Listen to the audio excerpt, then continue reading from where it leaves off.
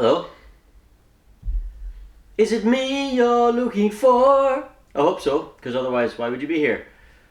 Mike again, and I have with me two Losi XXX models, XXX-SCT and XXX-4 buggy. This is just a basic service video basically, because both these cars have had some damage last time I used them. My launch box is broken as well, and so is the HPI RS4 Rally, also known as my General Lee, but I don't have the parts to repair them, so you know. I'm actually not sure what's wrong with this one yet, because I haven't had a look. If you'd seen my last video where this was ran, not my last video, the last one that had this in it, you would have seen that there was some sort of grinding noise. I believe it's a spur gear. It doesn't sound good. Grinding away, you can hear it when I... Lovely. I really hope it's not the idler, because it's a nylon idler. I run it on 3-cell, it gets a bit of a beating, and it's a real nightmare to take all that apart. So I hope it's just a spur, and we'll have a quick look. It's still absolutely filthy, but these covers do all the good. Doesn't absolutely stop everything, but it's not bad. This is Team Losi's own, this cover. Down there with you! Right, first thing I need to do, well, first thing I'm going to do is take this rear wheel off to get it out of the way. So we might as well crack on with this one. Now they're both XXX, as I said. The XXX is a platform Losi used. You also get the XXX-S touring car. I understand why this is a XXX model, because the XXX-S was, you know, the first incarnation of that. But then this was based on the XXX-S. This is apparently XXX based, but I don't see how, because it's nothing like it in terms of design. Nothing like it at all. So anyway, apparently it's a XXX based truck, but I can't see it. Anyway, good truck, nonetheless, it's good. Those are the Proline trencher tyres, which are a beast. Right, that looks like a gold one. Possibly the blue one, but I think it's a gold one. Yep, gold one. The gold Allen key.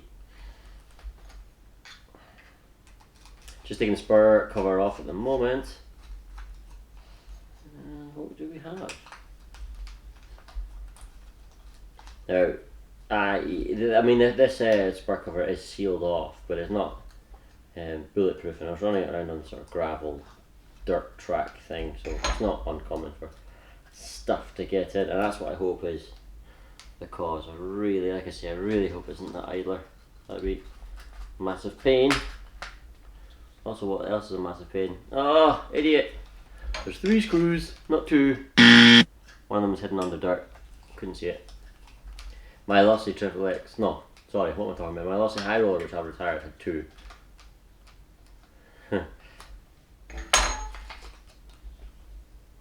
Oh dear. Oh dearie me. Look at this. My spur gear, I don't know if you can see it, is lovely. Lovely, lovely spur gear. No issues with it at all. Diff is fine. So, I can't push the gearbox around particularly well, so I'm going to have to take the whole gearbox apart. Oh the joy, oh the joy. The joys of RC ownership. Right. Let's get that out of the way. I'll get this out of the way as well, actually. We'll focus on this monster. As a, not monster truck, but monster, because it's huge. It's actually bigger. I never understood the way that scales, when it comes to short course trucks, how they work, because monster trucks are bigger than short course trucks in real life. But the 1/10, I'll use these. The 1/10 short course trucks are bigger than 1/10 monster trucks, which seems odd to me.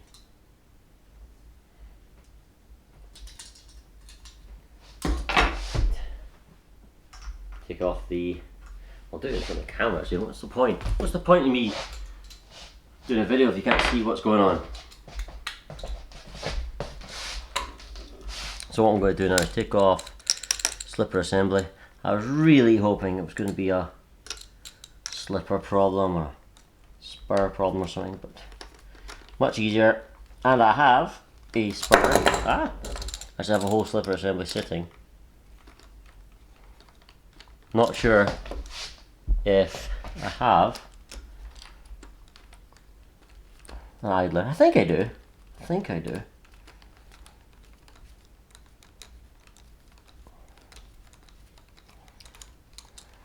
It's possible I had the slipper clutch too tight, although it wasn't actually anywhere near full tightness, so I have no idea. Come on, there we go. Right, is that off? What next? I suppose I'll shift the motor out of the way, but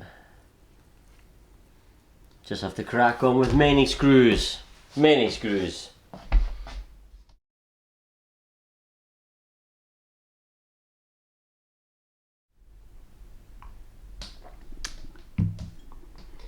Right, look at that. It's filthy, absolutely filthy. And I can see there's gearbox oil inside it, the silicone oil that was used. So if oil can get in, if oil can get out, moisture can get in. There's the diff in the gearbox. Now, gearbox is in this upper area behind that plate. Now, the diff itself feels good, feels nice. But if I turn this to turn the gearbox, it's completely locked up. Can't turn. I can force it round, but it's really grindy and gritty, and that there it's reached its limit. It will not go any further. I can turn it that way, but I can't get past this point. So, there's definitely something up with the gearbox. Let's check it out. Okay, here we go. You are seeing it as I'm seeing it. Well, that's not quite true. I'm seeing it from a different angle. But you're seeing it from the same time as me. Right.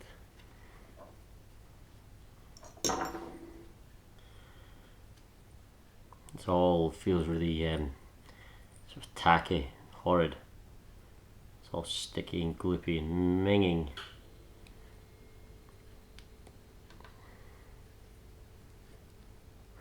Splits, come on gearbox, split.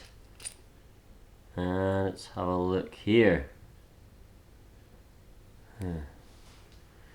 See if we can identify what's up with this.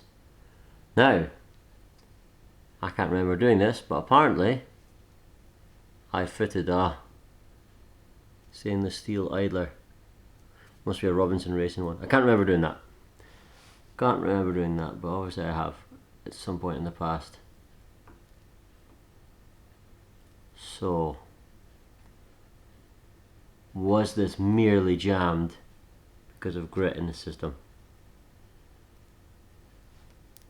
Just try to turn these gears. There's a wee bit of grit in them, but they're not jamming up. Let's have a look at the diff itself. Spinning, nice. Oh, look at this. There, that should be clear. Yuck, look at this. I think it was just gravel in the system, because if I spin the diff, it's slick.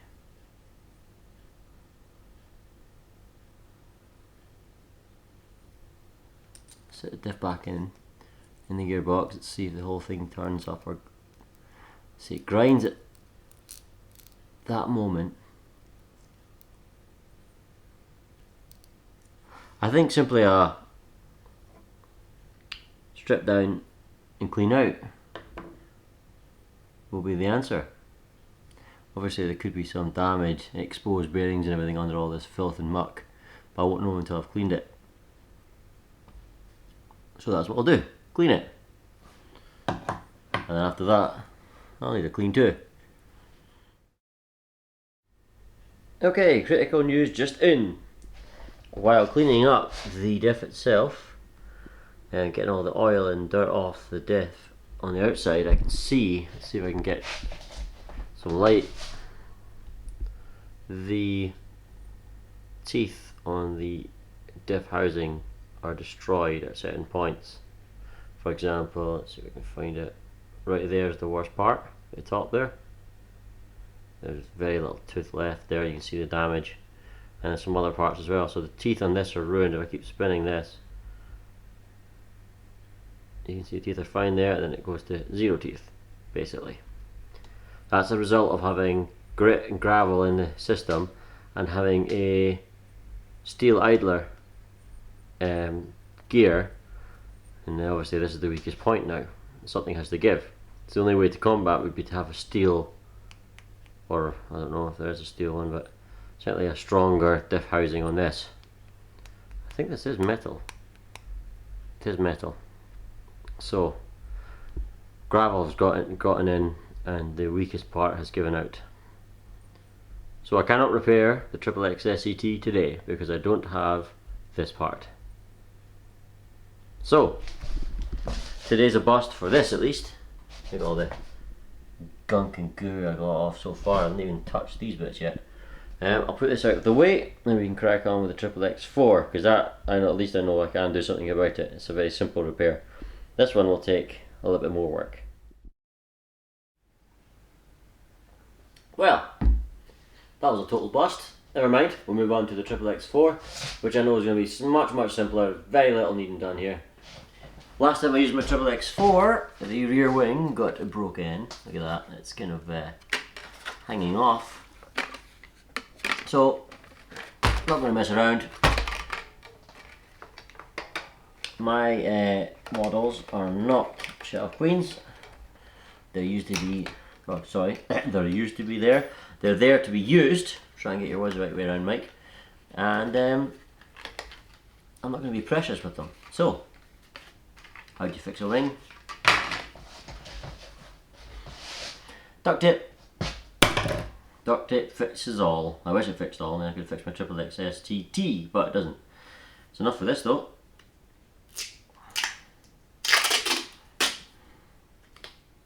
Can I do it clean enough, or will I need the scissors?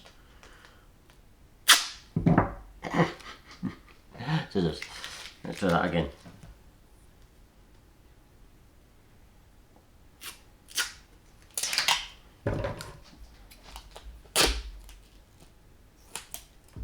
Right. Repairing a spoiler with duct tape. Very familiar territory to many RC owners. Try to line it up relatively well though. I'll tape over the post holes. I can always use the reamer to open them up again. Go underneath first. Don't think it'll be strong enough. I think I'll need to do it from both sides. But I'd rather not ruin the look of it if I don't have to. Well, I've got a funny feeling I'm going to have to.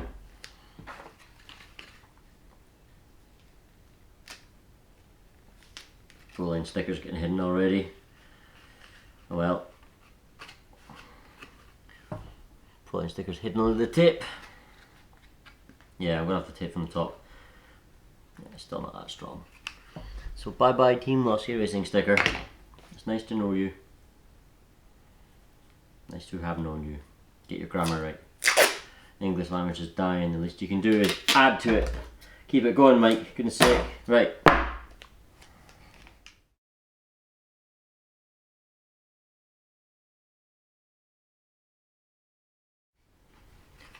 That's not too bad. I've hidden the word racing, but it still says Team Losi. That's not too bad, is it? It'll look alright when it's driving around. Get the reamer. The reamer.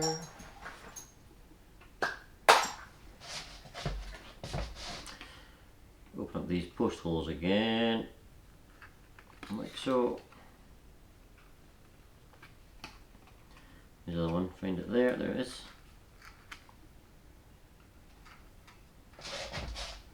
If you don't have one of these, get one. Brilliant for cutting holes in body shells. Alright. Spoiler alert back on. I'm going to have to fight to get the body clips in, of course. There's tape everywhere. But, you know, that'll be fine driving around. No problem. Right, that's the part 1 sorted. Get out of the way. Right, body shell off. Actually, do you need the body shell off? You don't actually, right? There might be something I've forgotten, so take it off anyway. Don't think there is. The other thing that happened last time was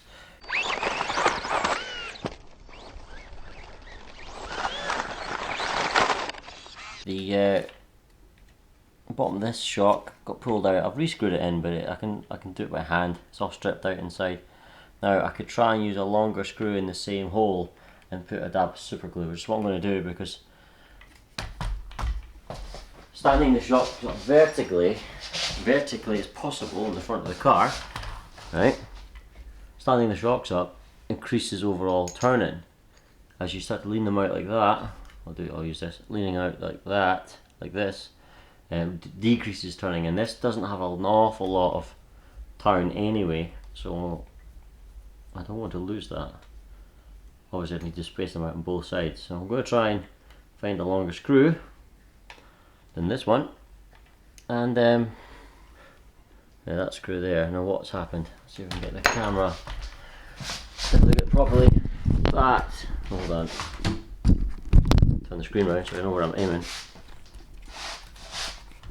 That hole there on the left of the screen as you're seeing it is stripped out. There you go, it's focused. Stripped out on the inside, and there's very little thread left. Now I don't know how deep this goes through.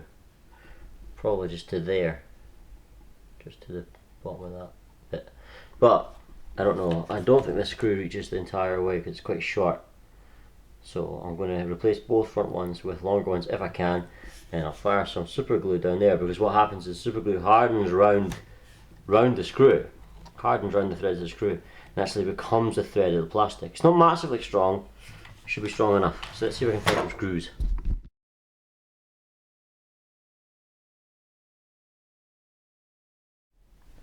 Right then, these are the 2 screws that were in it. These are the 2 screws that I found that are going in it. And for those of you who were not Oxford educated, those 2 are longer.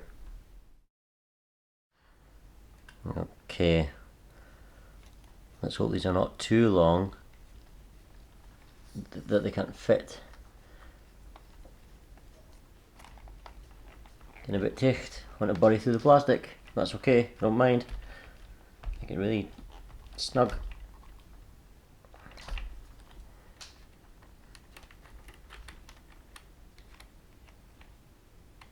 Still a fair while to go. Still a fair way to go. There's at least 3 mil, 4 mil sticking out. I'm going to keep going.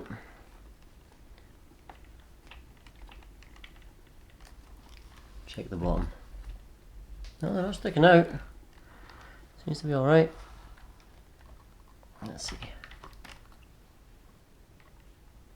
Pretty good. A little bit of movement. You don't want it tightened up too much anyway. Bind the bottom of the shock absorber. Right. That's good. That is definitely not coming out in a breeze. Now for this one, we know that the hole is stripped out, so we'll just get some super glue. Glue, yeah, that's super. This is actually plastic super glue, but 1/2 of it's plastic. Metal screw, plastic, wishbone. Hopefully it works. Put some glue on the thread. So you put glue along the threads. I don't know if it'll focus in there, or even if it did, if you see it. But there's glue along the threads there. So put it back on. It's the most annoying thing when glue just solidifies, especially when you've got more than half of it left. You're like, oh, what a waste. Right. Let's try this.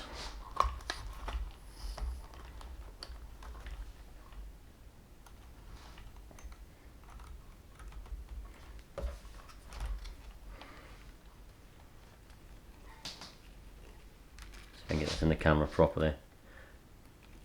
Very good, you can see it. Ah, scheiße! Right. Come on. It's already ticked. Ticked. That's tight, by the way. That's tight. That's what I mean. Ticked. Very Scottish way of saying it. That's gay ticked. Means it's really tight. Gay ticked. Pretty much there, I think.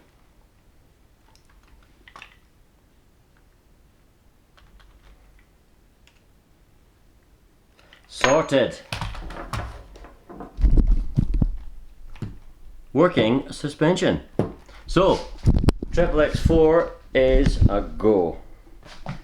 Well, I was due some luck today. I mean, it wasn't just, you know, the XXX-SCT, which is over here, being in a complete mess, but also, yeah, my cousin and I, Andy, the guy who writes a lot of the music. Look at me, I'm all like a ghost under the light.